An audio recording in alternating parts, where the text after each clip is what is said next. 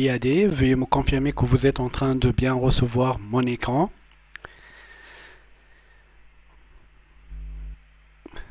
D'accord. Alors là aujourd'hui nous allons entamer avec l'architecture, donc une autre architecture, mais juste avant nous allons revenir aux deux architectures que nous avons présentées la dernière séance.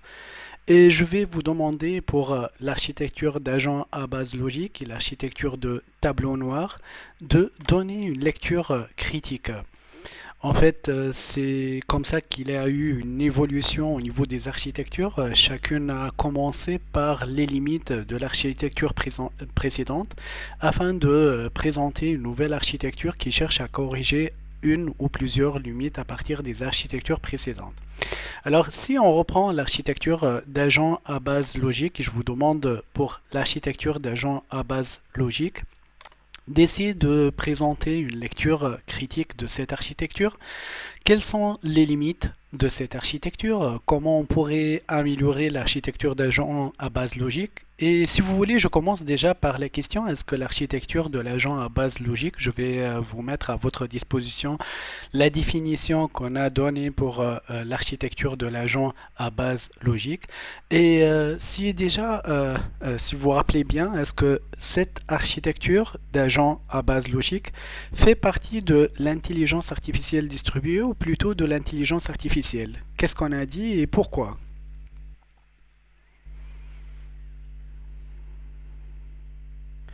Alors, je vous rappelle que, juste comme petit rappel jusqu'à ce qu'on aura tous les présents, donc pour l'architecture d'agent à base logique, on a dit que c'est défini par une théorie qui est une fonction d'analyse. Cette fonction d'analyse va partir d'un ensemble de données sous forme d'une base de données logiques.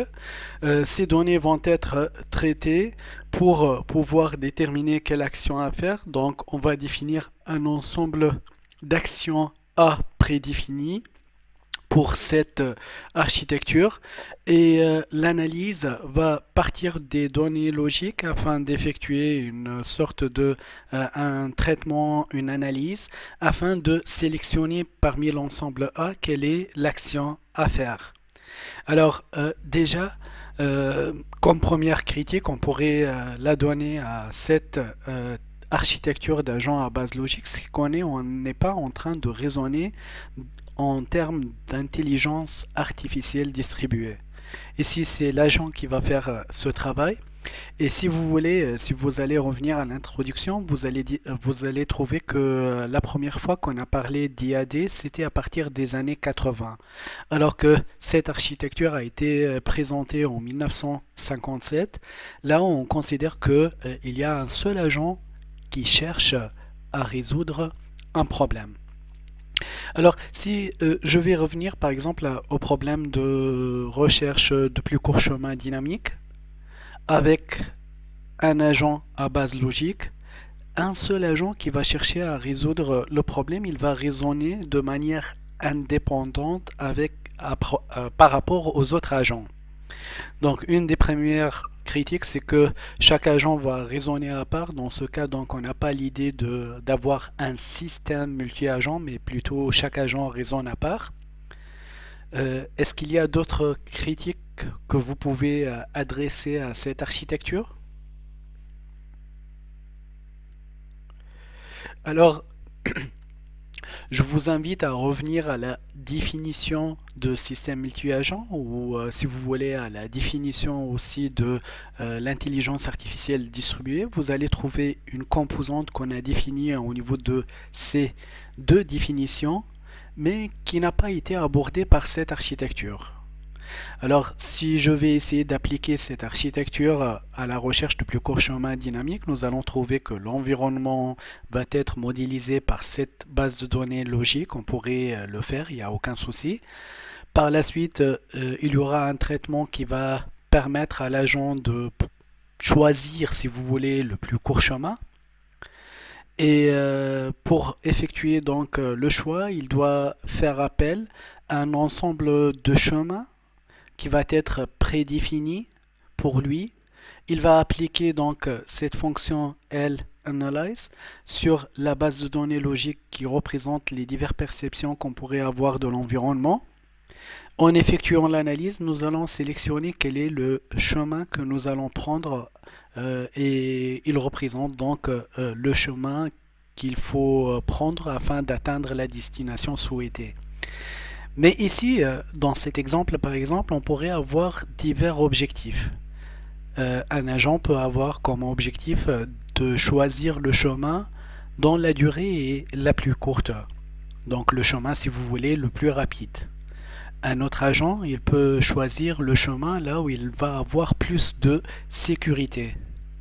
Un autre agent, il peut choisir le chemin qui est le plus rentable, celui là où il ne va pas consommer trop au niveau de consommation d'énergie par sa voiture.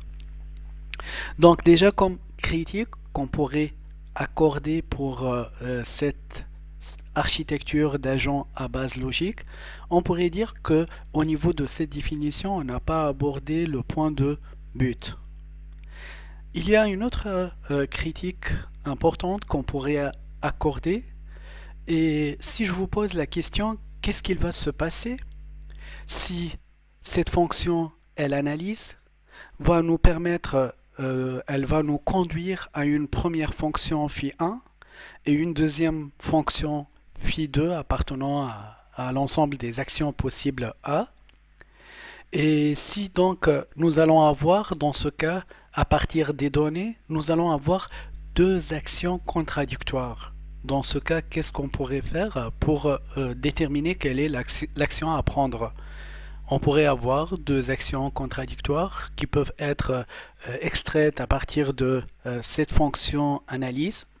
Je vais même traiter un exemple en détail là où le fait d'utiliser une approche analytique va nous permettre, va nous faire diriger vers deux actions qui peuvent être contradictoires. Alors,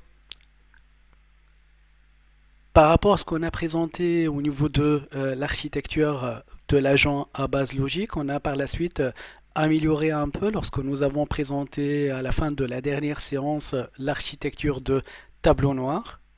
Et avec l'architecture de tableau noir, on a fait une amélioration. Déjà, on est là, elle a été développée en 1980 et on est déjà, lorsqu'on parle de plusieurs knowledge sources, on est en train de parler de plusieurs agents et de tout un système qui va fonctionner pour résoudre le même problème. Donc les agents qui sont des agents construits à base logique chacun, mais ils vont travailler ensemble pour résoudre le même problème. Ici, donc, à la différence de la première architecture, là où il y a un seul agent pour résoudre le problème.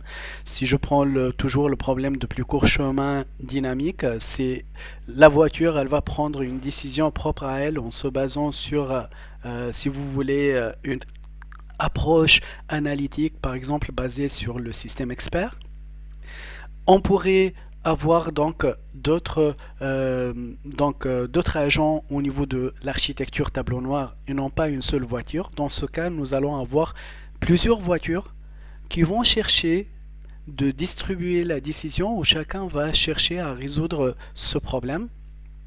Comment ils vont procéder? Donc on va prendre ce problème P étoile où chaque knowledge source il va utiliser une approche analytique là où il va détecter les données à partir de DY, donc il va percevoir les données à partir de l'environnement, il va faire appel à part l'environnement, il va faire appel dans ce cas à une autre composante à part l'environnement, au niveau de laquelle il va, si vous voulez, partager son expérience avec les autres agents afin que on puisse ensemble tous les agents puissent atteindre la résolution du problème P étoile ou une approximation de ce problème P étoile.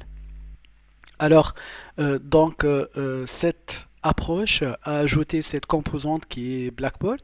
Il a permis donc à travers cette composante aux divers agents de communiquer entre eux où chacun il va faire recours au tableau noir pour mettre à jour les données qu'on a comme information perçue de l'environnement afin de communiquer, si vous voulez, son propre expérience avec les autres agents.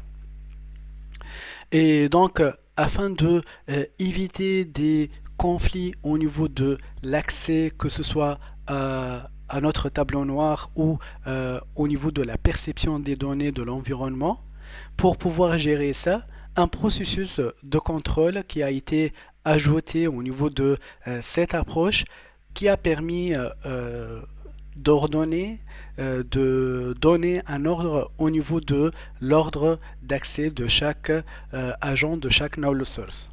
Alors, ceci dit, c'est que au niveau de cette définition, on n'a pas aussi abordé le point de conflit entre les actions. Donc chaque agent va raisonner comme un agent à base logique, exactement comme la première approche, même si nous allons utiliser plusieurs agents. Et si pour le même agent, on pourrait avoir des actions contradictoires, et nous allons aborder un exemple là où il précise exactement comment un agent peut aboutir en utilisant une manière de partir d'une base de données logique au niveau de laquelle l'analyse pourrait aboutir à la sélection de deux actions contradictoires. Et dans ce cas, qu'est-ce qu'il faut faire par notre agent pour déterminer quelle est l'action adéquate et entre les deux actions contradictoires?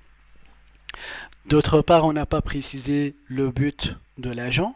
Ça n'a pas été formulé lorsque nous avons présenté l'architecture d'un agent à base de tableau noir. Et dans ce cas, donc, quelle sera donc la possibilité d'améliorer cette architecture?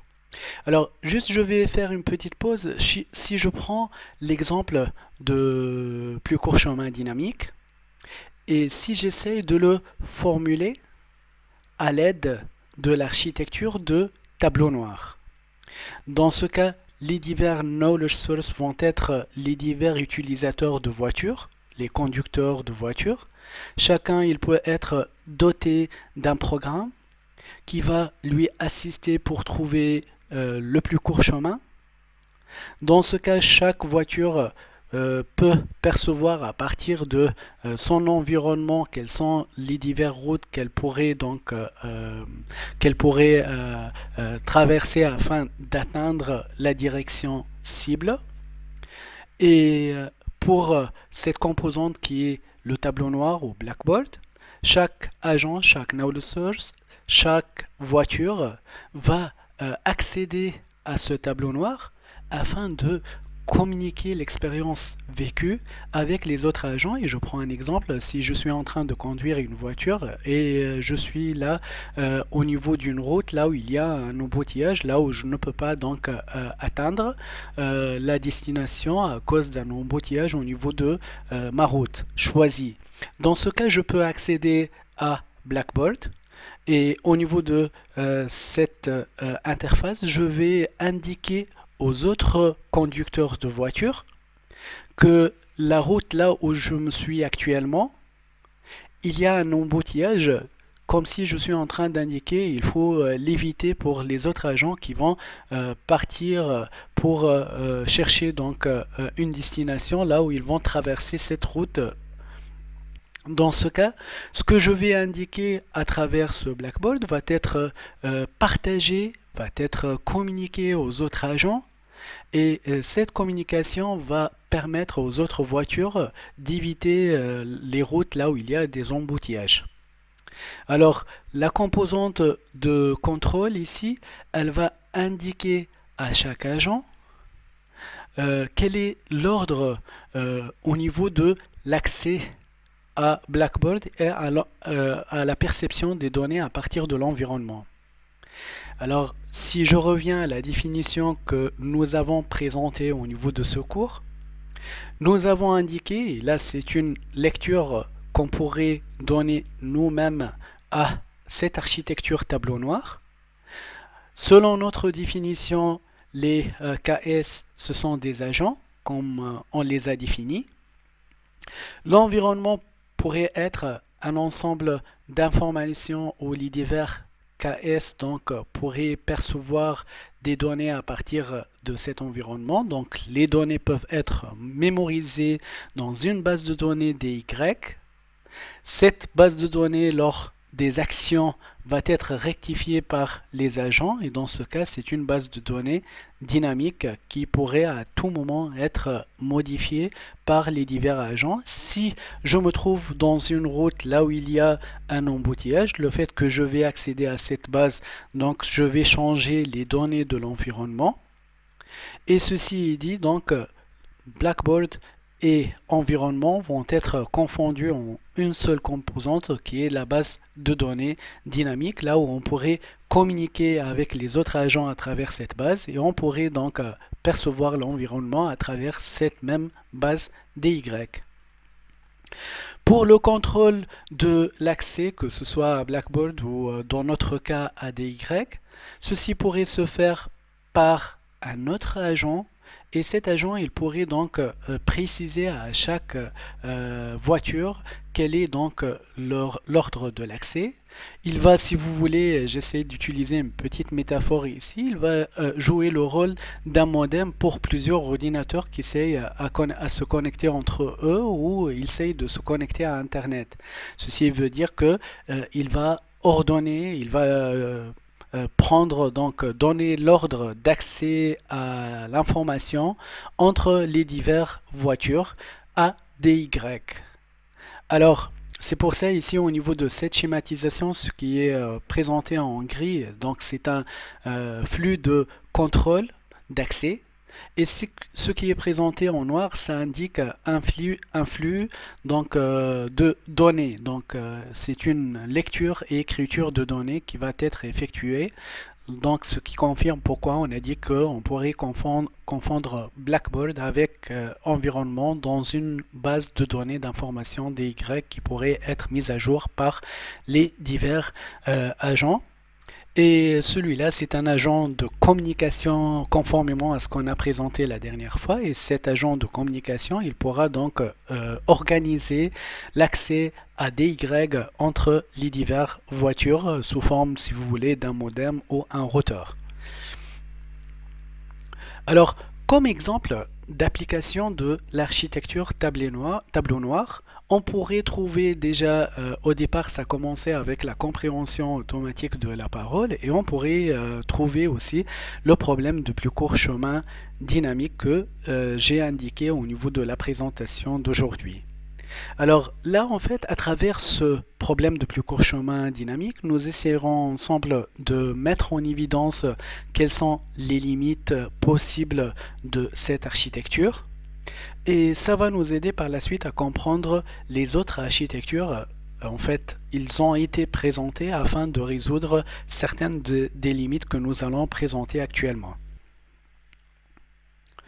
Alors, si j'essaie de modéliser le problème de plus court chemin dynamique à l'aide de l'architecture tableau noir. Donc là, comme j'étais en train d'expliquer au niveau de la figure, nous allons présenter l'environnement qui a été présenté par l'architecture tableau noir, par un ensemble d'informations mémorisées au niveau des Y. Donc ce sont les divers réseaux de routes, les divers flux. On pourrait aussi trouver donc Blackboard, c'est une sorte de mise à jour de DY par les divers agents qui sont en train d'utiliser donc cette, si vous voulez, architecture. Et ces agents, le fait qu'ils vont communiquer, chacun il va présenter l'expérience qu'il est en train de vivre, il va mettre à jour DY afin de permettre aux autres agents donc de profiter de l'expérience qu'il est en train de vivre. Alors, chaque voiture, évidemment, ça va être un knowledge source, ça va être un agent.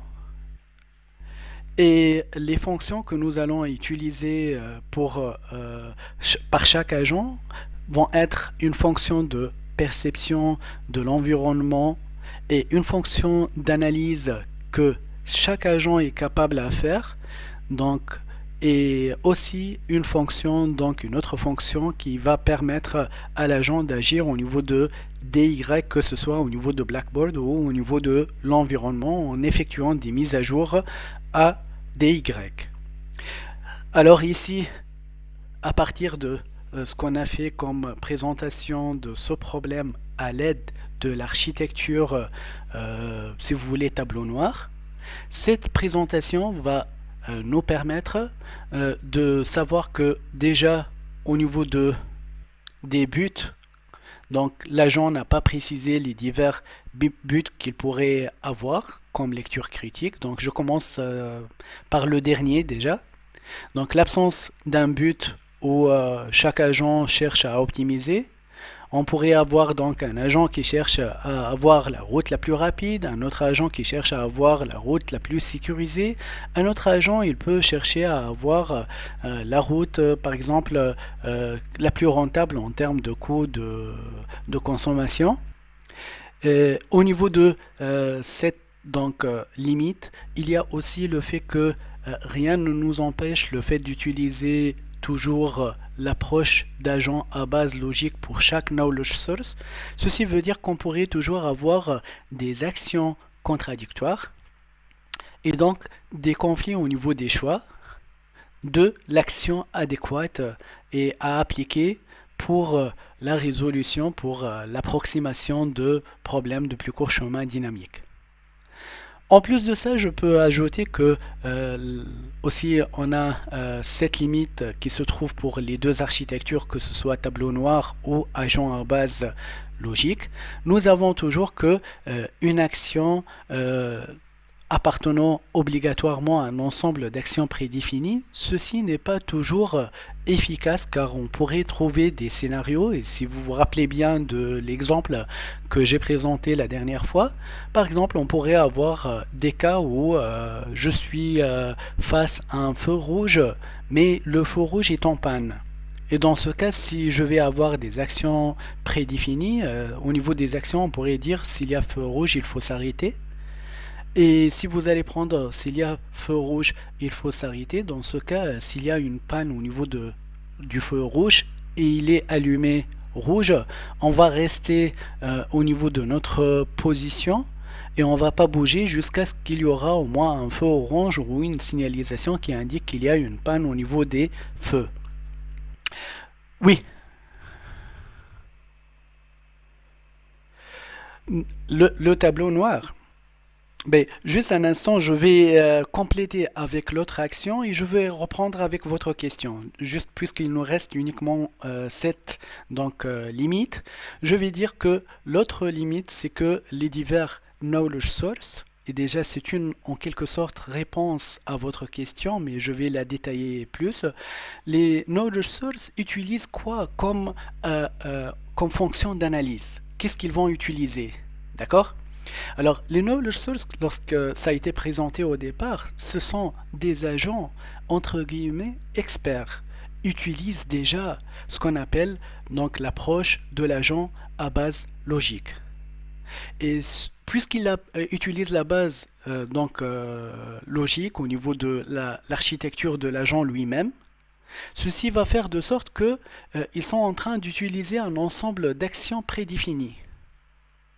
Et comme c'est un ensemble d'actions prédéfinies, on pourrait avoir des actions qui peuvent être en quelque sorte déterminées pour le feu rouge. Si nous allons dire que nous allons prendre un ensemble d'actions prédéfinies pour résoudre le problème, dans ce cas, qu'est-ce que nous allons dire? Nous allons dire que pour feu rouge, s'il y a une panne, on va indiquer que qu'est-ce qu'il faut faire? Il faut s'arrêter. Et s'il y a autre chose à faire, si il y a une panne, dans ce cas, il y a certainement une contradiction. Car si vous allez signaler pour un agent que s'il y a feu rouge, il faut s'arrêter, s'il y a feu rouge et, je vais dire, et panne, même si nous allons dire qu'il y a aussi panne. Dans ce cas, s'il y a panne, il faut faire autre chose que s'arrêter, et s'il y a feu rouge, il faut s'arrêter. D'accord? Et le fait de dire qu'il y a deux choses à faire pour la même condition, ceci dit que nous avons des conditions contradictoires. Donc, si nous avons un conflit, si nous avons une action à faire n'appartenant pas à A, dans ce cas, l'agent expert n'a pas la possibilité de faire une chose qui n'est pas prédéfinie car il est à base d'un ensemble de bases de règles à partir duquel il doit déterminer son action et aussi il n'a pas la possibilité si la théorie qu'il est en train d'utiliser, elle analyse, va lui conduire à deux actions différentes. Dans ce cas, il ne peut pas, même si on est au niveau de l'architecture tableau noir, on n'a pas la possibilité de résoudre ça, même si nous avons des agents qui peuvent communiquer à travers Blackboard. Comme nous sommes toujours en train d'utiliser, juste je reviens à l'architecture, comme nous avons des agents, ici ils vont raisonner comme un agent à base logique chacun. Le fait de raisonner à base logique chacun, ceci va faire de sorte qu'on est en train d'utiliser à l'analyse pour déterminer quelle est l'action à faire. Si nous allons par la suite communiquer l'expérience avec les autres agents, ceci ne va pas ni nous permettre d'éviter d'avoir des conflits au niveau de l'action, et il ne va pas faire de sorte que nous allons utiliser autre qu'un ensemble d'actions prédéfinies. Donc dans les deux cas, nous avons des actions prédéfinies et on pourrait aussi aboutir à des actions contradictoires. Donc la même critique qu'on a accordée à l'agent à base logique reste valable du fait que chaque knowledge source ce n'est autre qu'un agent à base logique. D'accord? Oui, bien sûr.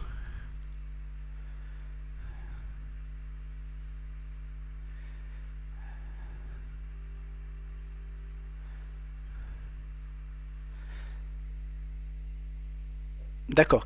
Juste au départ, je vous remercie énormément pour cette question à ce niveau, car il faut faire la distinction déjà entre conflit au niveau de la décision prise par deux agents différents et entre conflit de la prise de décision pour le même agent. Là, je suis en train de parler que lorsqu'on est au niveau du même agent, elle analyse peut conduire pour le même agent à aboutir à deux actions différentes. Alors, je reprends l'exemple de voiture, par exemple, de voiture qui cherche le plus court chemin. Si je suis un conducteur, je suis en train de conduire une voiture et je suis face à un feu rouge. D'accord? Là, je représente un agent. Et lorsque j'ai un feu rouge, l'action que je dois faire, est-ce que s'arrêter ou même je peux trouver un moyen de ne pas s'arrêter, le fait que je vais déduire que le fait qu'il y a un feu rouge, il pourrait y avoir une panne. Et dans ce cas, je ne dois pas m'arrêter, je dois faire autre chose. Alors, tout d'abord, pour répondre à votre question, il pourrait y avoir des conflits entre les agents, ça c'est sûr, mais on n'est pas en train de discuter ça à l'heure actuelle. Là, je suis en train de dire que pour le même agent, on pourrait avoir le fait d'utiliser L-Analyze, qui est une approche de théorie qui va partir d'une base logique et qui va nous permettre de sélectionner une action appartenant à l'ensemble A. On peut tomber dans le cas que pour le même agent, on pourrait aboutir à deux actions contradictoires. Et ce que vous avez abordé, oui, c'est sûr, là, lorsque vous allez intégrer les buts, on pourrait, pour le même agent, avoir des buts contradictoires. Là, lorsque vous allez intégrer les buts, vous êtes en train de parler, pour un seul agent, je vais avoir un ensemble de buts, ceci veut dire que pour le même agent, nous sommes en train d'optimiser plusieurs objectifs. Et ces objectifs peuvent être contradictoires pour le même agent. Et les objectifs de l'agent par rapport aux autres, chaque agent il pourrait avoir ses propres objectifs qui peuvent être si vous voulez, en contradiction avec les autres agents. Mais jusqu'à cette approche, lorsqu'on parle de tableau noir, lorsqu'on parle de base logique, déjà comme limite, on n'a même pas abordé les buts pour les agents. On a considéré que les agents, ils vont juste communiquer les expériences entre eux, ils vont juste percevoir de l'environnement et ils vont donc avoir une sorte de base de données là où ils vont communiquer, mettre à jour les informations de l'environnement sans parler des objectifs des divers agents. Donc le point que vous avez abordé est totalement correct, il représente un point en fait, on doit lui apporter une solution au niveau de prochaines architectures. D'accord? Car ça représente déjà une limite là où on n'a même pas parlé de but pour les divers agents au niveau de la définition de tableau noir. D'accord? Mais j'ajoute à ça que au niveau de l'architecture même de l'agent, il pourrait y avoir des conflits au niveau du choix, quelle est la règle, quelle est l'action à faire par la suite. Et ne vous inquiétez pas, je vais même vous présenter un exemple où la théorie, lorsque nous allons utiliser un ensemble de déductions à partir d'une base de données logiques, nous pouvons aboutir par la suite à des contradictions d'actions. Et dans ce cas, dans le cas de contradiction d'actions, qu'est-ce que nous allons faire? Qu'est-ce que nous allons prendre comme choix pour le tableau noir? Ce point n'a pas été abordé. Alors, c'est pour cela qu'il y a eu la naissance, si vous voulez, d'une nouvelle architecture qui a cherché principalement à résoudre les contradictions au niveau de choix d'action. Elle n'a pas abouti donc pour résoudre les buts et elle n'a pas donc présenté une autre approche pour la résolution autre que celle de l'agent à base logique, mais elle a essayé de résoudre les conflits qu'on pourrait avoir au niveau des choix d'action. Cette nouvelle architecture donc, que nous allons présenter, c'est l'architecture SAMSAMPtion, et on a préféré de présenter la nouvelle architecture au niveau de la classe des architectures d'agents réactifs. Ceci dit, la première classe que nous avons présentée, c'était des agents symboliques, mais lorsqu'on parle d'agents à base de tableau noir, bien que ça ait été présenté sous forme symbolique, il est réactif le fait qu'il respecte la définition d'agent réactif. C'est pour cela, la définition indique qu'un agent est réactif s'il arrive à changer l'environnement. Et le fait de donner l'information aux autres que au niveau d'une route bien déterminée, il y a un embouteillage. Le fait que je communique mon expérience en disant que cette route-là, il y a un embouteillage, ceci veut dire que je suis en train de changer les informations qui peuvent être perçues par rapport à l'environnement. Donc l'architecture précédente, elle est à la fois symbolique, le fait qu'on pourrait la présenter à travers les symboles, mais elle est aussi réactive, le fait qu'elle permet de changer l'environnement à travers la communication de l'expérience de chaque agent. D'accord? La nouvelle architecture que nous allons donc présenter, et si vous voulez les nouvelles architectures, qu'on parle déjà des architectures réactives, ont démarré dès l'année 1985, là où on a essayé d'améliorer l'architecture de tableau noir en essayant de résoudre les lacunes qui existent au niveau de cette architecture.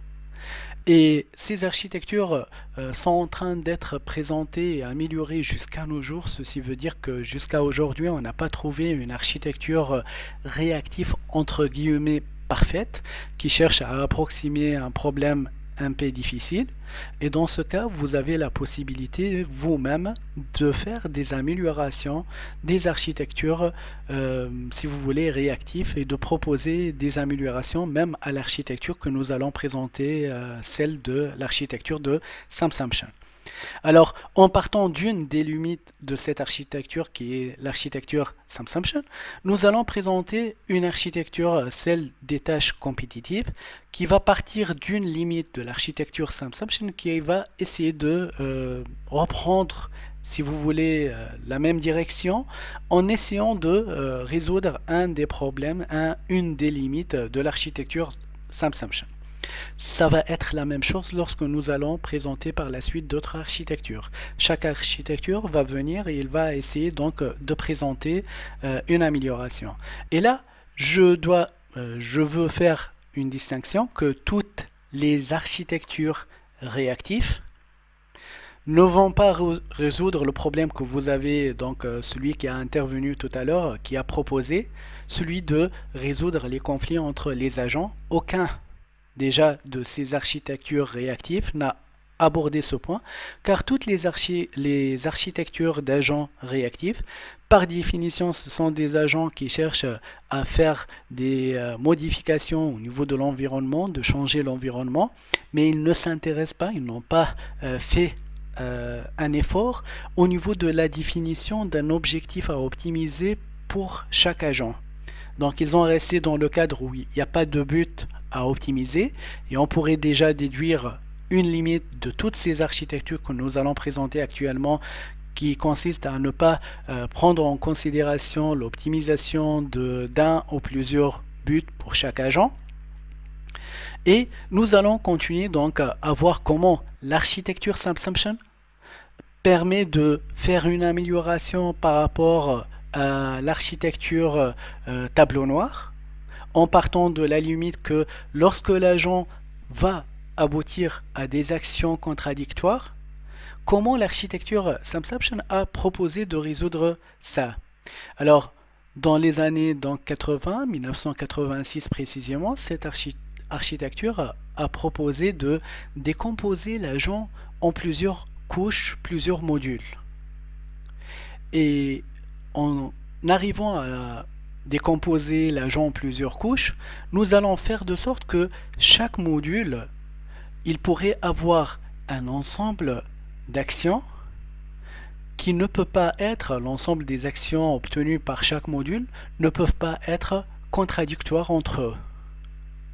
Donc c'est une, si vous voulez, classification de l'ensemble des actions en modules où la classification va se faire à la base que chaque ensemble d'actions, là où il n'y a pas des actions contradictoires, pourrait être donc classé au niveau de ce module. Et chaque couche, chaque module doit être responsable à un type de comportement limité. Alors, afin de résoudre le problème là où on pourrait aboutir pour le même agent à deux actions contradictoires, cette architecture propose que on doit accorder, on doit présenter un ordre de dominance entre ces architectures, entre ces modules, ces couches. Le fait de dire que nous avons un ordre de domination, de dominance entre les divers modules, va faire de sorte si nous allons aboutir à une action appartient à un module 1 et une autre action appartient à un autre module, par exemple 2, si le module 1 domine le module 2, dans ce cas, nous allons, en cas de contradiction entre ces deux actions, nous allons aboutir à l'action qui appartient au module dominant, qui est le module 1. Et oui, bien sûr.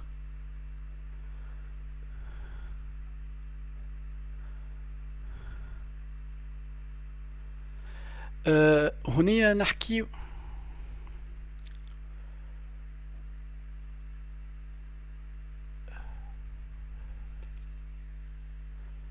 D'accord. Juste كنرجعوا شوية وقت اللي on a présenté les agents réactifs. Au niveau de la définition, on a dit que pour un agent réactif, on n'a pas des buts à optimiser. Dans ce cas, il n'y a pas des buts à optimiser par l'agent. L'agent, oui.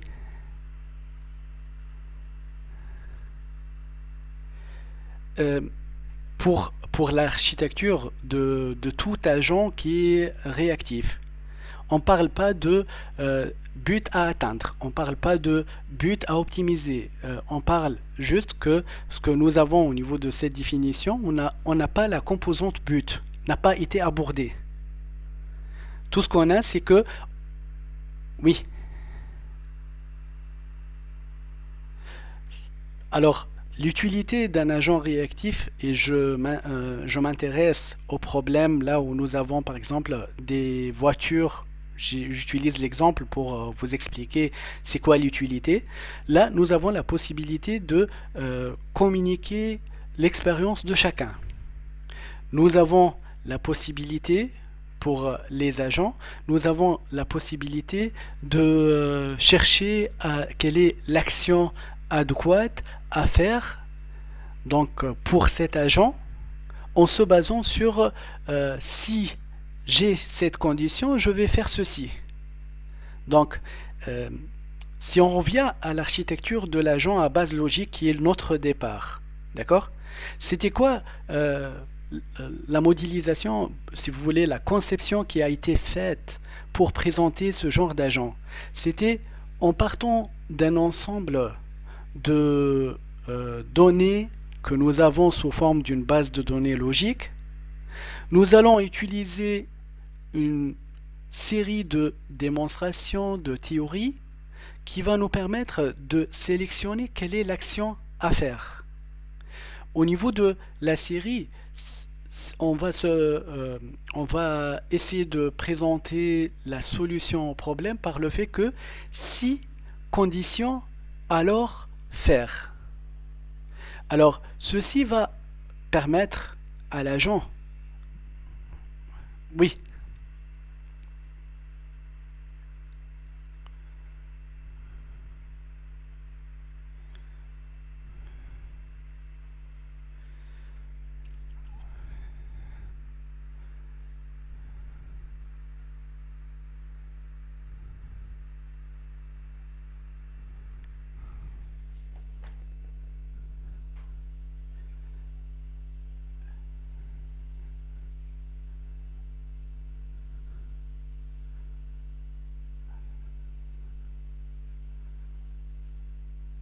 d'accord. Juste, voilà, je vais passer aux divers agents, aux divers architectures que nous allons présenter, afin de vous donner une réponse satisfaisante.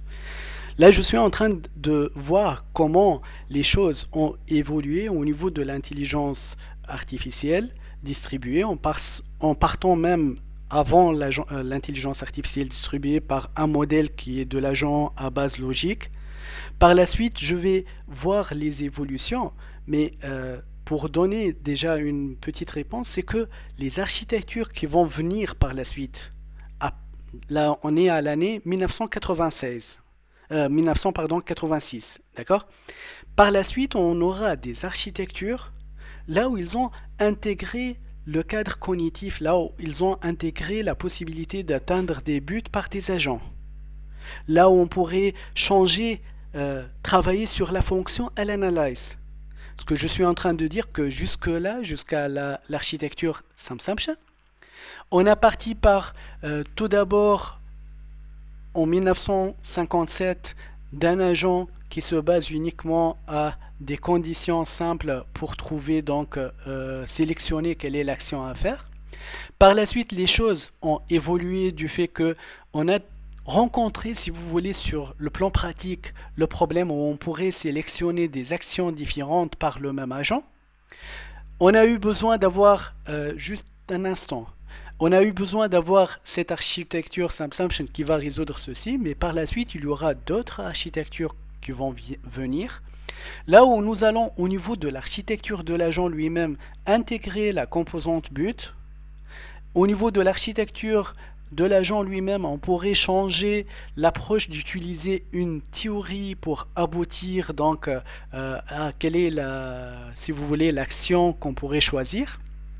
Et là où on pourrait aussi donc intégrer un processus d'apprentissage, on pourrait intégrer d'autres composantes au niveau de la fonction à l'analyse afin de permettre ce que vous suggérez actuellement d'avoir un aspect qui est cognitif au niveau de l'agent, c'est-à-dire avoir un agent qui est à la fois actif et proactif.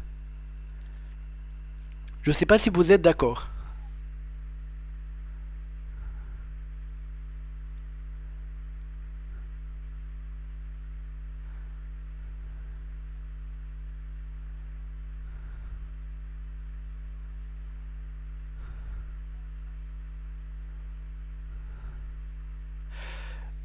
D'accord. Le raisonnement d'un agent à base logique, c'est de partir de données et d'aboutir à un choix parmi les actions qui sont déjà prédéfinies.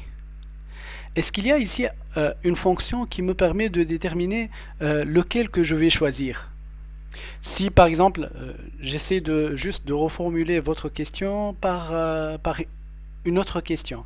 Si par exemple je pars d'un point de départ et je vais aboutir à valider deux actions. Donc si vous le permettez, donc juste je vais revenir à la solution algorithmique afin qu'on essaie de voir ensemble euh, qu'est-ce que je veux dire exactement par le fait que là je vais valider toutes les actions au niveau de la solution algorithmique que nous allons utiliser. Là je vais partir de toutes les solutions possibles, toutes les actions appartenant à A, et je vais sélectionner quelles sont les diverses actions qu'on pourrait faire. Donc par rapport à votre question, ces actions tout d'abord peuvent être contradictoires. Donc au niveau de cette boucle, elle consiste à parcourir toutes les actions prédéfinies et de voir s'il y a notre fonction d'analyse, est-ce qu'elle va nous permettre de sélectionner l'action AI, oui ou non, et passer à l'action suivante, afin de déterminer quelles sont les actions qu'on pourrait sélectionner à partir de cette analyse. Alors, au niveau de cette analyse, elle est basée sur des déductions. Si condition, alors je fais quoi? Alors, l'idée c'était de pouvoir décomposer n'importe quel problème, quel que soit ce problème, par des éléments simples. Alors là, on est en train de parler de l'année 1957.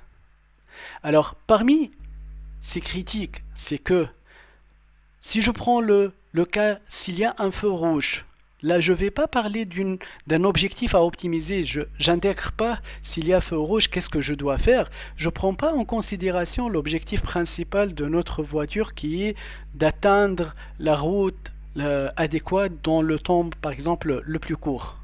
Donc j'ai pas pris en considération cet objectif, il n'a même pas été abordé. L'idée à l'époque, c'était de trouver si, à partir des conditions simples, on arrive à résoudre automatiquement, peu importe si nous avons le faire rapidement, lentement, avec un coût faible, avec un coût efficace, on s'intéresse même pas à cette époque de ça. On n'a même pas abordé les buts de l'agent. Au niveau de la formulation de problème, on a dit que puisque en se basant sur le fait que notre ordinateur il n'arrive à faire que des calculs logiques, si on arrive pour n'importe quel problème, y compris les problèmes un peu difficiles, si on arrive à diviser le problème à des conditions simples sous forme d'une base logique, et si à partir de cette base logique qui représente les données logiques que nous avons des déductions qu'on pourrait établir sous forme de règles prédéfinies. Si nous avons la possibilité d'utiliser uniquement ça pour résoudre n'importe quel problème, ceci veut dire que nous avons la possibilité d'automatiser tout problème. Donc à l'époque, c'était notre objectif, c'est est-ce que c'est possible de résoudre le problème, oui ou non, par ordinateur automatiquement. Et on ne s'intéresse pas si la résolution est la plus efficace. Ça, c'est au niveau de l'agent logique, mais lorsque nous avons présenté l'agent euh, à base de tableau noir, nous avons dit que chaque agent, ce n'est autre qu'agent logique. Et lorsqu'on est en train de présenter l'architecture de l'agent SumSumption, on est au niveau du même cadre. On n'a pas changé de cadre. Nous avons dit que parmi les limites, c'est le fait d'avoir des actions contradictoires. Et on est uniquement en train de résoudre cette faiblesse. On n'a pas passé à présenter d'autres approches d'analyse.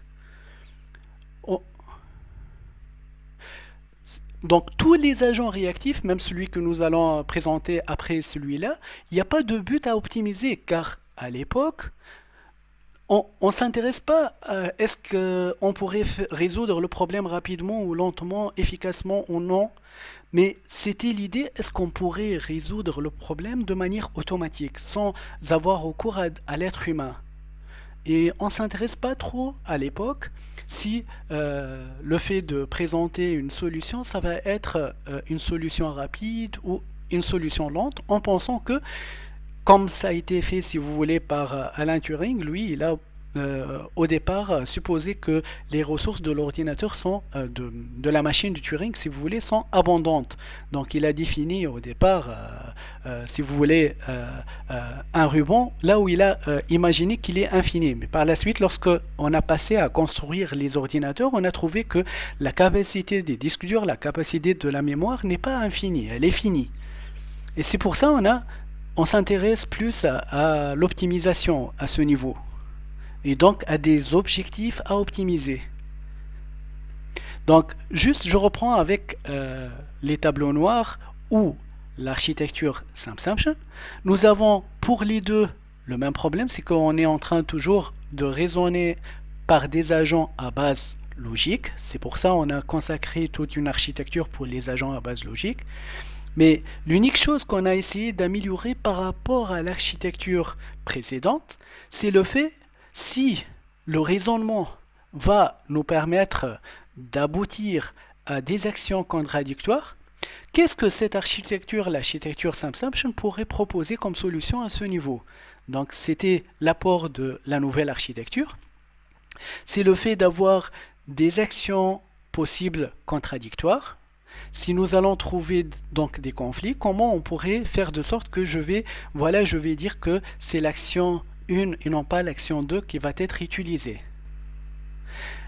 Comme toutes les architectures réactives, on ne s'intéresse pas à un objectif, à un but à optimiser. C'est pour cela, cette architecture, ce qu'elle propose, c'est de décomposer l'agent en plusieurs modules. C'était dans le but, dans l'objectif pour résoudre le problème là où on pourrait avoir plusieurs actions contradictoires. Donc le fait de décomposer l'agent en plusieurs modules, on va faire de sorte que chaque module, il peut avoir un ordre de dominance. Donc les modules sont ordonnés de manière à ce que un module doit forcément soit être dominant ou dominé par les autres modules. Donc nous allons avoir un ordre de dominance entre les divers modules. Et au niveau d'un même module, on ne pourrait pas avoir un ensemble d'actions qui pourraient être contradictoires. Dans ce cas, on ne pourrait pas avoir dans un module, par exemple, l'action de s'arrêter et l'action de ne pas s'arrêter ou l'action de rester mobile. D'accord? Pour ces modules, donc, ils vont travailler en parallèle, mais en cas de conflit d'action entre ces divers modules, nous allons choisir le module qui, selon cette architecture SimSum, elle vous propose de choisir le module qui est le dominant. Alors là, ce que nous intéresse surtout à ce niveau, c'est que on a partie des limites qui a été détectée par la première architecture. On a essayé de trouver une solution pour cette limite.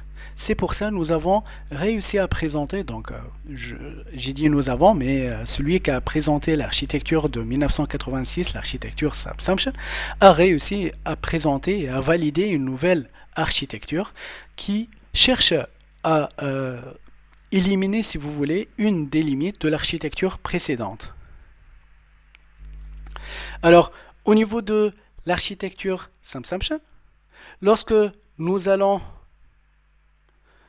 traiter l'agent, chaque agent va être divisé en plusieurs couches, ce qui a été apporté par rapport à l'architecture précédente qui est celle de l'architecture noire. Notre agent va raisonner toujours de la même manière, il va considérer que la fonction L-analyse, c'est une fonction basée sur un ensemble de déductions qu'on pourrait avoir à partir d'une base de données logique.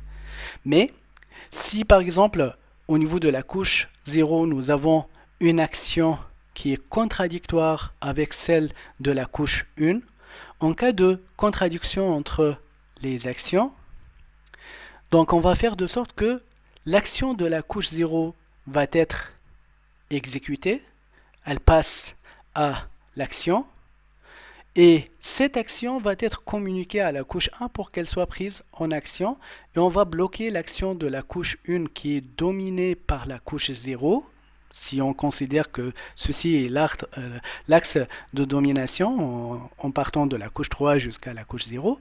Dans ce cas, on dit que cette action qui a été prise par la couche 0 va dominer l'action contradictoire qui devrait être prise par la couche 1. Et dans ce cas, elle va être communiquée à la couche 1 et seulement cette action va être donc exécutée.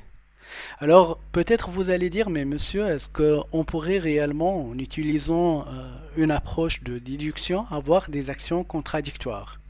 Je vous dis oui et je vous donne un exemple. D'accord? Quand est-ce qu'on pourrait, en utilisant ce genre d'analyse à base logique, quand est-ce qu'on pourrait avoir des actions contradictoires? Et là, c'est un exemple qui a été proposé lors de la présentation de l'architecture SAM-SAMSHA. On a divisé notre agent en trois couches, en trois modules. Notre agent, c'est un robot explorateur. Et notre robot explorateur, au niveau de la couche 0, il va chercher à éviter un objet dynamique. Au niveau de la première couche, il va éviter, donc la couche 1, il va éviter un objet qui est statique.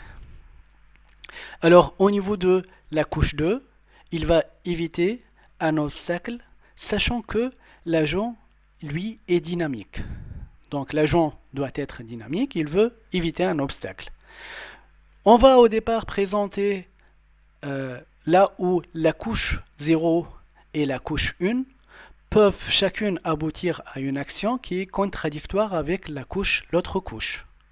Donc, si nous avons un agent qui cherche à éviter un objet dynamique et un agent qui cherche à éviter, donc aussi le même agent cherche à éviter un objet statique. Dans notre cas, le robot, c'est l'agent. Et supposons qu'il a à la fois deux objets qui vont passer vers l'agent pour l'objet dynamique, où lui, il peut atteindre donc un objet qui est statique. Si nous avons deux objets à la fois, un dynamique et un statique, qu'est-ce que notre robot va faire? Alors, nous allons supposer que pour la couche 0, pour éviter un objet dynamique, on va dire que si objet dynamique, alors l'agent doit se déplacer avec un sens inverse de l'objet dynamique qui vient vers lui. Donc il va se déplacer de manière par exemple verticale dans le sens inverse de l'objet. Dans la deuxième couche, lorsqu'on a un objet statique, on va dire que notre agent doit s'arrêter pour ne pas se confronter à cet objet. Alors, si nous avons un agent qui a à la fois deux objets, un objet dynamique et un objet statique, la couche 0, le fait qu'il a un objet dynamique, elle va lui indiquer de se déplacer dans le sens inverse de l'objet. La couche 1 doit lui indiquer, en se basant sur le fait qu'il y a un objet statique, de s'arrêter. Et dans ce cas, nous allons avoir deux conditions. L'une, se déplacer dans le sens inverse de l'objet, l'autre, s'arrêter. Si je vais par exemple appliquer celle de s'arrêter, l'objet dynamique va être en collision avec notre robot et donc notre robot ne va pas réussir à éviter donc l'obstacle. C'est pour ça que j'ai dit que si condition, alors je peux utiliser un ensemble de déductions qui va me permettre de déterminer quelle est l'action parmi l'ensemble des actions à faire. Mais si au niveau de la condition, on a plusieurs combinaisons logiques des conditions, on a une première condition et une deuxième condition. Et la première condition, dans notre exemple, nous avons un objet dynamique qui vient vers notre robot. Et la deuxième condition, il y a un objet statique en face de notre robot. Alors, si nous avons un traitement qui nous dit que si condition il y a un objet qui est statique, donc s'arrêter, et si la condition ici, un objet dynamique en face du robot, il faut se déplacer dans le sens inverse de l'objet qui vient vers notre robot, ceci veut dire que l'action 1 et l'action 2 sont en contradiction. Les deux actions, celle qui va être dictée par la première couche et celle qui va être dictée par la deuxième couche, donc par la couche 0 et par la couche 1, vont être deux conditions contradictoires. Et dans ce cas, l'architecture SAM-Sumption, à travers cette classification, va faire de sorte que je vais, en cas de contradiction, appliquer l'action qui se trouve au niveau de la couche dominante, qui est la couche 0. Donc je détaille notre exemple. Alors, je vais dire que notre couche 0 qui est éviter un objet dynamique. Alors, si le capteur de notre robot détecte un objet en mouvement vers lui, alors au niveau de la fonction de perception de notre robot, nous allons détecter un objet qui se dirige vers notre robot. Et ce que nous allons faire comme action en se basant sur la théorie, donc il faut déplacer le robot rapidement dans un sens vertical avec le mouvement de l'objet. Et donc l'action ici, c'est de déplacer le robot au niveau d'un sens inverse avec l'objet qui est en mouvement vers notre robot. Pour la couche 1, lorsque nous avons un objet statique, alors la théorie ici dit, si nous avons au niveau du capteur, le robot détecte un objet statique, comme perception donc par la fonction L-sensor, ce que le robot doit faire, c'est de s'arrêter pour ne pas se confronter, pour ne pas tomber en collision avec l'objet statique. Alors, ça c'est la deuxième action à faire selon la couche 1, qui est éviter un objet statique. Dans ce cas, là où nous pouvons avoir un conflit, une contradiction entre la couche 0 et la couche 1, ceci peut se faire à travers le fait que on pourrait avoir à la fois un objet qui est dynamique et un autre objet qui est statique. Et dans ce cas, si nous allons avoir à la fois ces deux objets, en utilisant la première, donc si vous voulez, fonction d'analyse, à partir de notre module 0, elle va nous indiquer que l'action à faire qui est L1 Actuators, c'est de se déplacer rapidement dans un sens vertical avec le mouvement de l'objet. Et si nous avons dans ce cas, pour le deuxième objet qui est statique, si nous allons utiliser l'analyse qui va dire que vu que nous avons un objet statique, il faut que notre robot s'arrête et il faut appliquer la fonction, la deuxième fonction va nous indiquer qu'il faut indiquer à notre robot de s'arrêter. Dans ce cas, la première fonction indique il faut donc se déplacer rapidement, l'autre elle dit qu'il faut s'arrêter. Le fait à travers l'architecture SAM-Sumption de pouvoir donner un ordre de dominance entre ces deux couches, donc on pourrait dire que le fait que la couche 0 est dominante par rapport à la première couche, donc on pourrait donc choisir comme action L1 Actuators et non pas L2 Actuators. En fait, si notre robot il va ignorer le fonctionnement de cette couche, c'est-à-dire la couche 1, il va éviter les deux objets. Et donc, il va atteindre, et je vais dire entre guillemets, son but principal, car là, c'est intuitivement, en cherchant à éviter ces conflits, on est en train de chercher à ne pas avoir une collusion, à éviter la collusion qui pourrait être considérée, je dis bien entre guillemets, comme un but, mais on n'est pas en train de raisonner que notre but c'est de ne pas avoir une collusion. On est en train de raisonner à partir des fonctions d'analyse, déterminer quelle est l'action adéquate à faire. Et d'après l'analyse, on pourrait avoir deux actions différentes. La stratégie de l'architecture Samsaption consiste à donner un ordre de dominance entre ces deux modules, le module 0 et le module 1, du fait que, en cas de contradiction entre L1 Actuators et L2 Actuators, nous allons, du fait que ce module est dominant, nous allons choisir L1 Actuators à exécuter.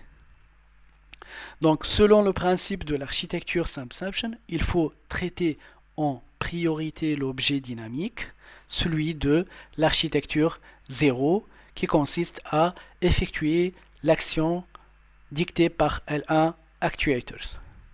Et donc, éviter un obstacle dynamique qui, lui, il domine celui de la couche 1 qui consiste à éviter un objet statique. Et de cette manière, on a trouvé cette règle en quelque sorte qui consiste, on a ajouté à notre architecture la règle suivante qui consiste à dire que donc en cas de domination entre deux modules qui aboutissent à deux actions L1 actuator et L2 actuator, si ces deux actions sont contradictoires, nous allons appliquer l'action du module dominant. Alors, au niveau de la couche 2 toujours de notre robot, on pourrait avoir au niveau de cette couche deux parties. La première, éviter un obstacle dynamique alors que notre agent est dynamique. Et la deuxième, éviter un obstacle statique et notre agent est statique. Là, on va préciser que l'agent doit être la première fois dynamique et la deuxième fois, on va préciser que éviter un objet statique alors que notre agent doit être toujours dynamique. Alors, pour éviter un obstacle dynamique et notre agent est dynamique, dans ce cas, il suffit de se déplacer, ça pose aucun problème. Pour éviter un obstacle statique alors que notre agent, lui, doit être dynamique, si je vais appliquer la couche 1 qui indique que l'obstacle statique, il faut s'arrêter, et dans ce cas, je vais briser le fait que notre agent doit être dynamique. C'est pour ça on dit que le module 1, il va indiquer s'arrêter, mais lorsque nous allons s'arrêter, ça va faire de sorte que on ne peut pas avoir un agent dynamique et en même temps on doit s'arrêter, qui est donc pour avoir un agent dynamique, il faut que l'agent ne s'arrête pas, il faut qu'il continue le passage. Donc ici, lorsque nous allons appliquer la règle pour un obstacle statique qui consiste à s'arrêter, va déjà briser le fait que notre agent doit rester en mouvement. Et donc, on aura deux actions contradictoires, celle de garder le robot en mouvement et en même temps éviter un obstacle statique par le fait de s'arrêter qui est contradictoire avec le fait de rester en mouvement. Alors, dans ce cas, si le capteur du robot détecte un objet statique et l'agent, lui, doit être absolument en mouvement, alors notre robot, il doit faire une autre action qui est de changer sa direction, puis continuer son mouvement L2, donc continuer son mouvement à travers la fonction L2 Actuators. Alors, sinon, si le robot il va s'arrêter, le fait que l'agent en mouvement n'est plus, cette condition n'est plus satisfaite. Alors, ce deuxième exemple, ce deuxième cas, indique qu'il n'y a pas vraiment une souplesse au niveau de l'application de l'ordre. Car là, pour déterminer qu'est-ce que nous allons faire, on a dû présenter au niveau de cette couche carrément une nouvelle action. Et cette action n'est pas nécessairement une action qui fait partie donc de l'ensemble des actions au départ. Et déjà, c'est une des limites de des critiques de la nouvelle architecture SAM-SAMSHAN. Et c'est à partir de cette limite, du fait qu'il n'y a pas vraiment une souplesse, il n'y a pas vraiment une manière, donc, si vous voulez, flexible qui nous permet de sélectionner le choix. Ça représente déjà une des limites de cette architecture SAM-SAMSHAN. Elle était en train de chercher à résoudre un problème au niveau de la précédente architecture, le problème qui consiste, qu'est-ce qu'on devrait faire si nous avons deux actions contradictoires, et dans ce cas, quel est le choix à faire? Alors, elle a proposé comme solution de mettre un ordre et de diviser l'architecture de l'agent en divers, si vous voulez, couches, en divers modules, mais euh, ça reste quand même au niveau de la souplesse, au niveau de la flexibilité, une architecture un peu lourde à appliquer. Bien évidemment, comme on l'a dit, pour toute architecture d'agent réactif, on n'a pas précisé, on n'a pas abordé le cas de optimiser les buts relatifs, un ou plusieurs buts relatifs à un agent. Donc on n'a pas considéré, on n'a pas pris en considération l'optimisation des divers buts de l'agent, ce qui explique déjà que ça reste une deuxième limite majeure pour cette architecture. Alors, pour résoudre la première, l'architecture suivante qui a été inventée a cherché de donner plus de souplesse pour l'agent afin de trouver un moyen de présenter une solution plus flexible, plus souple, qui va permettre à l'agent donc de, si vous voulez, de trouver quelle est l'action, d'éviter le conflit d'action entre deux actions contradictoires, sans avoir donc, si vous voulez, besoin de avoir une approche de diviser l'agent en plusieurs modules et donner un ordre entre les divers modules. Et par la suite, on pourrait avoir des scénarios là où il est quand même pas évident de déterminer quelle est l'action à prendre. L'architecture à base de tâches compétitives qui a été développée en 1992 a cherché de présenter, à améliorer l'architecture à base, donc celle qui a présenté l'architecture SAM-SAMSHAN, à base de division de l'agent en plusieurs couches. Elle a essayé de présenter pour notre agent une architecture plus souple. Donc l'idée de cette architecture, c'était d'offrir à l'agent plus de souplesse dans le choix de la sélection de modules par la fonction analyze, et elle a essayé d'introduire une sorte de mutabilité dans les liens entre les modules. Donc elle va essayer de présenter une autre manière pour permettre de déterminer. C'est une nouvelle manière de présenter l'agent. Donc on va cette fois redéfinir la structure de l'agent et on va considérer que notre agent lui-même, il peut être composé par un ensemble de tâches. Donc la nouvelle définition qui a été apportée par l'architecture à base de tâches compétitives, et aussi cette architecture, elle cherche à voir une nouvelle architecture de l'agent. Et au niveau de cette architecture, on n'a pas abordé de la manière de gérer le système multi-agent, mais on est en train de parler comment un agent, lui-même, il est composé d'un ensemble de tâches A, G, I, qui sont définies par donc notre agent. Chaque agent, il a un ensemble de tâches que je vais noter TA. Il va être doté par un mécanisme, là on parle de décision. Donc ce mécanisme pourrait être différent à celui de utiliser une approche à base logique. Et notre mécanisme de décision actif, il va être effectué en un instant donné t est effectué par une seule tâche qui appartient à l'ensemble des tâches de notre agent. Donc chaque tâche, elle pourrait activer une fonction analyse et le total, il va nous permettre d'avoir une action macroscopique, si vous voulez, d'un ensemble d'actions élémentaires effectuées par les diverses tâches de l'agent. Qu'est-ce qu'on a fait? On a pris un agent et on a dit que notre agent il est composé de plusieurs tâches. Chaque tâche, elle, au niveau de l'agent, elle peut donner une action au niveau de l'environnement, mais l'action finale que nous allons exercer par l'agent est l'union des diverses actions déterminées par les diverses tâches.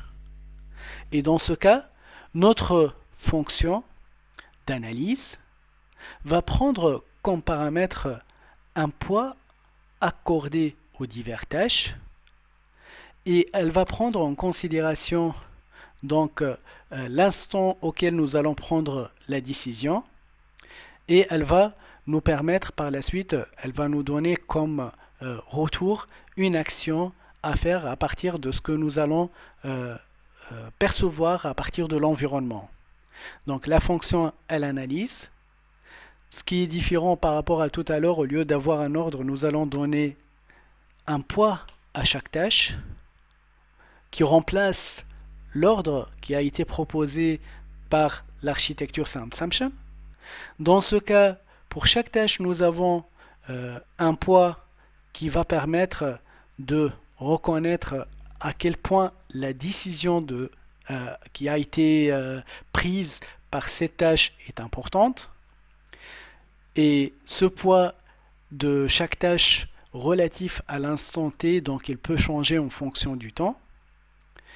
Et ceci pourrait être déterminé aussi à partir de l'environnement.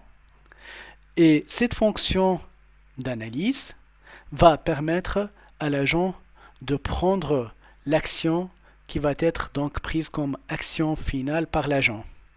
Donc en se basant sur non pas divers, si vous voulez, couches comme on l'a fait au niveau de l'architecture SimSumption, mais on a présenté cette fois plusieurs tâches, si vous voulez, sous-tâches au niveau de notre agent, et chaque tâche va chercher à, si vous voulez, à donner une fonction en utilisant la fonction d'analyse relative à cette tâche.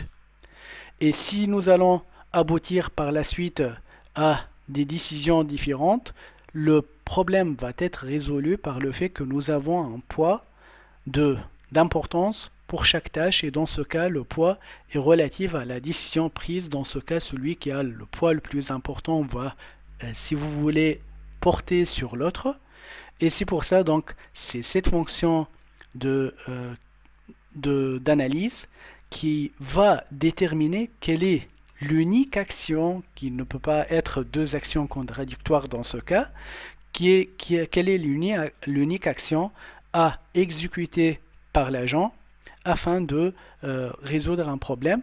Ce qui a été aussi ajouté par rapport à l'architecture précédente, c'est que on indique ici que ça va dépendre de l'instant de temps où la décision va être prise. Ces poids peuvent changer pour les diverses tâches en fonction de chaque instant du temps et aussi en fonction de ce qu'il va être perçu au niveau de l'environnement. En passant donc d'un contexte à un autre, on pourrait avoir des rectifications au niveau des poids, ce qui a permis de présenter une architecture qui a été considérée plus souple et celle de l'architecture à base des tâches compétitives. Je termine cette séance par un exemple pour l'architecture de base compétitive. Donc si je vais prendre ici comme tâche possible à exécuter, donc sélectionner une tâche dans explorer, aller, chercher, objet, chercher un objet, récupérer ou récupérer de l'énergie. Donc nous allons chercher déterminer une action parmi ces tâches. Le capteur permet de percevoir les informations de l'extérieur en utilisant la fonction qui permet de lire les informations de l'environnement à travers la fonction LSensor. Le sélectionneur de tâches, qui est la fonction à l'analyse mute, elle va prendre les divers poids des tâches qui ont été divisées ici, donc des diverses tâches. Donc nous allons donner des poids pour un instant donné t, et ceci va permettre à l'effectueur donc d'exécuter la tâche sélectionnée parmi les diverses tâches qu'on pourrait exécuter par l'agent. Alors, cette opération va faire de sorte que on a toujours au niveau de l'architecture de l'agent un capteur qui va nous permettre de connaître les données à partir de l'environnement. On a toujours, à partir de ce capteur, on a les diverses tâches qu'on pourrait avoir, et l'agent, ce qu'il va faire, il va accorder à chaque tâche à exécuter un poids à un instant donné pour déterminer par la suite donc quelle est la tâche à effectuer au niveau de l'environnement, de déterminer quelle est la tâche adéquate. Ici donc chaque tâche I va être donc prise en considération, on va déterminer quel est le poids de chacune, et à partir donc celle qui a le poids le plus important au niveau d'un instant de temps va être exécutée au niveau de l'environnement. Ces diverses tâches à l'intérieur peuvent avoir eux-mêmes une fonction qui va permettre de dire quel est le poids de cette tâche. Donc une fonction aussi à l'analyse au niveau de la deuxième qui va indiquer quel est le poids, et celle qui a le poids le plus élevé va être exécutée par l'effectueur à travers donc la fonction à l'analyse qui passe par tout d'abord trouver plusieurs tâches au niveau de l'agent. Par la suite, au niveau de chaque tâche, déterminer quel est le poids à cet instant de temps, calculer le poids, et à partir de ce poids relatif à cet instant de temps, en se basant sur les données qui ont été perçues par l'environnement, on pourrait déterminer donc quelle est parmi ces tâches qu'on pourrait exécuter et qu'on pourrait l'effectuer au niveau de l'environnement. Donc là, on se trouve à la fin de cette deuxième architecture. Comme limite de l'architecture, et comme on l'a dit lorsqu'on a présenté toutes les architectures réactives, on a dit certainement toutes les architectures réactives n'ont pas abordé le sujet de but à optimiser. C'est pour ça qu'on considère que toutes les architectures réactives, et non pas uniquement celles-là, n'ont pas précisé quels sont les buts à optimiser pour résoudre pour approximer un certain problème donné. Alors, on va s'arrêter ici pour les architectures présentées. Donc, on a présenté aujourd'hui deux architectures réactives qui sont l'architecture Self-Sumption et l'architecture à base de tâches compétitives. Ces deux architectures ont pour limite qu'ils ne prennent pas en considération les buts. Ces architectures donc ont essayé d'améliorer les architectures précédentes par le fait d'ajouter pour chaque architecture, elle a essayé de résoudre le problème d'avoir des actions contradictoires. Ils ont essayé de présenter une nouvelle architecture pour les divers agents en cherchant à résoudre ce conflit, mais le problème de ne pas avoir un but à optimiser par les divers agents n'a pas été abordé par ces deux architectures. Alors, pour la prochaine fois, je vous invite, si vous le permettez, nous allons consacrer toute la prochaine séance pour faire si vous voulez, une séance d'exercice. Donc, si vous avez des exercices en particulier que vous voulez aborder lors de la prochaine séance, vous pouvez les proposer, que ce soit au niveau de votre espace de cours ou même par email. Donc nous allons effectuer une petite sélection d'exercices que nous allons essayer de résoudre ensemble pour la prochaine fois, afin de faire une séance récapitulative de tout ce qu'on a fait à partir si vous voulez, à partir de la première séance. Donc nous allons revenir à tous les éléments. Ça sera une séance ouverte à vos questions aussi. Donc la prochaine séance, ça va être, si vous voulez, une séance de révision, là où nous allons faire un petit arrêt pour voir si vous avez la possibilité donc de résoudre des exercices en utilisant les diverses architectures. Alors, pour les quatre architectures qu'on a présentées, donc si pour celui qui n'a pas de proposition d'exercice, je vous invite à essayer d'appliquer chacune de ces quatre architectures, pardon, à résoudre un problème comme on l'a fait aujourd'hui pour le problème de plus court chemin dynamique. Donc, essayez de trouver d'autres problèmes un peu difficiles. Essayez d'appliquer chacune de ces architectures sur chacun de ces problèmes et essayer de voir quelles sont les limites de l'application, comparer ça avec les limites qu'on a abordées en classe ou en cours, et ceci va donner une idée sur l'évolution de ces architectures. Et essayez surtout, ce que je vous demande à la fin, de imaginer qu'est-ce qu'on pourrait ajouter au niveau de chaque architecture afin de présenter comme vous pouvez donc le dire si vous voulez, des architectures intelligentes ou plus intelligentes qui permettent qui sont capables de résoudre la majorité des problèmes un peu difficiles que vous connaissez. Donc essayez de trouver des problèmes un peu difficiles qu'on pourrait les constater, comme un problème de décision, je donne comme exemple, et essayez de voir s'il est possible de faire évoluer les architectures qu'on a présentées afin de présenter une architecture qui a la possibilité d'un agent, là où on pourrait utiliser le système des divers agents afin de résoudre un problème qui est considéré comme un peu difficile, comme celui de décision. Est-ce que je reprends la même question qu'on a abordée la dernière fois? Est-ce qu'un système multi-agent peut être utilisé pour présenter euh, pour donner une solution à un problème de décision. Donc, est-ce qu'il pourrait être utilisé à la base d'une machine qui est capable de prendre une décision? Donc, si vous avez des questions, je suis à votre entière disponibilité. Donc, si vous avez des questions, sinon on a terminé la séance d'aujourd'hui.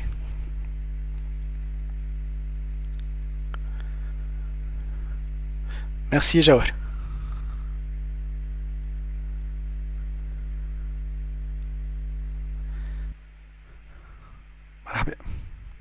Oui,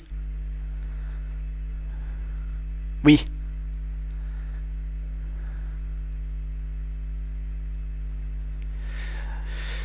Euh, on verra. Pour moi, c'est pas quelque chose de très important de savoir si nous allons passer le DS ou l'ALE. Sauf le DS, le devoir surveiller, c'est une manière qui va nous permettre, si vous voulez, d'avoir une idée sur l'avancement.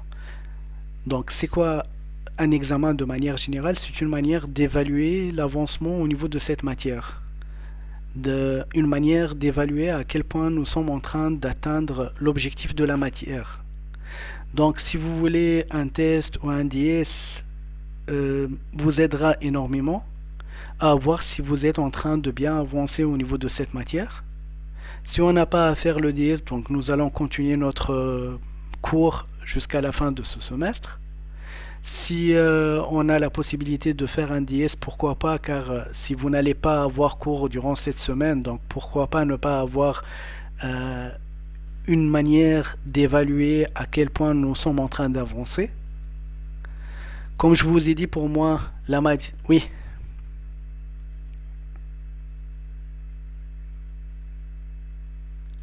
Et c'est pour ça que nous allons consacrer la première semaine dans tous les cas pour des exercices afin de s'assurer que vous êtes en train de bien assimiler ce qu'on est en train de faire. C'était la demande de l'autre groupe. Oui.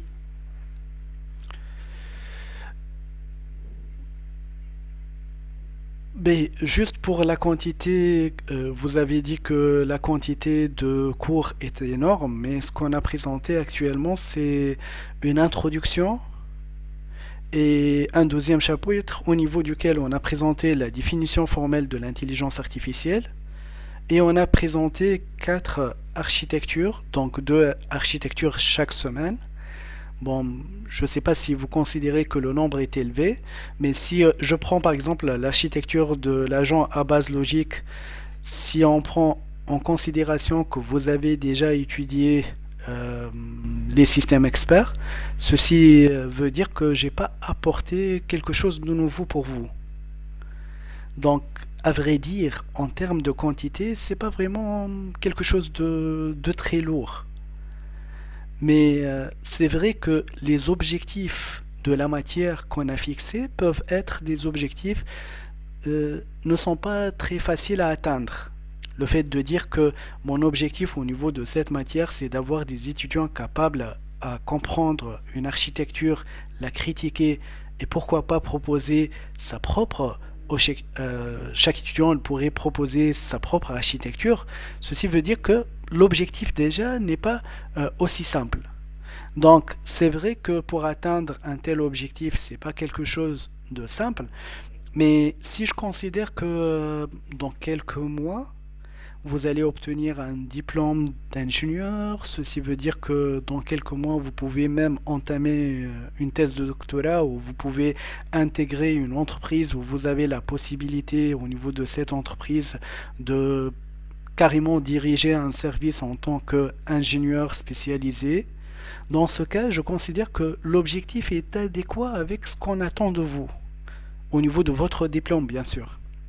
C'est pour ça que je dis que d'ici 2 semaines, le fait de faire un devoir surveillé, ça va certainement être dans votre intérêt plus qu'autre chose. معناها مصلحة l'étudiant, الحقيقة, il est préférable de faire le devoir, même si ça va être dans 2 semaines.